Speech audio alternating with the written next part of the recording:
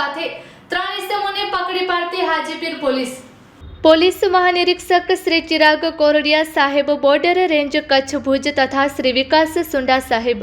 Police અધિક્ષક પશ્ચિમ કચ્છ ભુજનાઓની સૂચના મુજબ તથા નાયબ પોલીસ અધિક્ષક શ્રી આર.ડી. જાડેજા સાહેબ, ભુજ વિભાગ ભુજનાઓના માર્ગદર્શન હેઠળ હાલે કચ્છ જિલ્લામાં આગામી ટૂંક સમયમાં મહાનુભાવો પધારનાર હોય તે અનુસંધાને પોલીસ સ્ટેશન વિસ્તારમાં સઘન પેટ્રોલિંગ ફરી નજીકના સમયગાળામાં કોઈ અઘટિત ઘટના ન ઘટે તેવી સૂચના આધારે હાજીપીર પોલીસ સ્ટેશનના police sub inspector Shri V D. Gohil તથા પોલીસ સ્ટાફના માણસો પોલીસ સ્ટેશન વિસ્તારમાં પેટ્રોલિંગમાં હતા.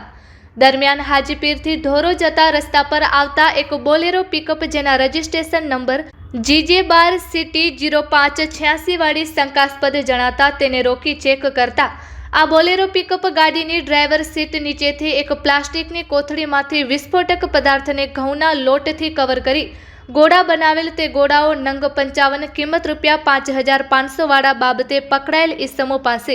પાસ પરમિટની માંગણી કરતા નહીં હોવાનું જણાવતા તથા તેઓના કબજામાંથી મળી આવેલ એક લોખંડનો કોયથો તથા છરી નંગ 2 બાબતે પણ કાંઈ સંતોષકારક જવાબ નહીં આપતા તેઓ વિરુદ્ધ ધોરણસરની કાર્યવાહી કરેલ છે. પકડાયેલ આરોપીઓ પ્રકાશ હીરાભાઈ, ઉંમર વર્ષ 25, રહે હેમલાઈ ફળિયું, અંજાર, કચ્છ, તેમજ રાજુ વેલજી, ઉંમર વર્ષ 35, રહે સત્તાપર, તાલુકો અંજાર, હીરા કાંજી, ઉંમર વર્ષ 28, રહે હેમલાઈ ફળિયું, અંજાર.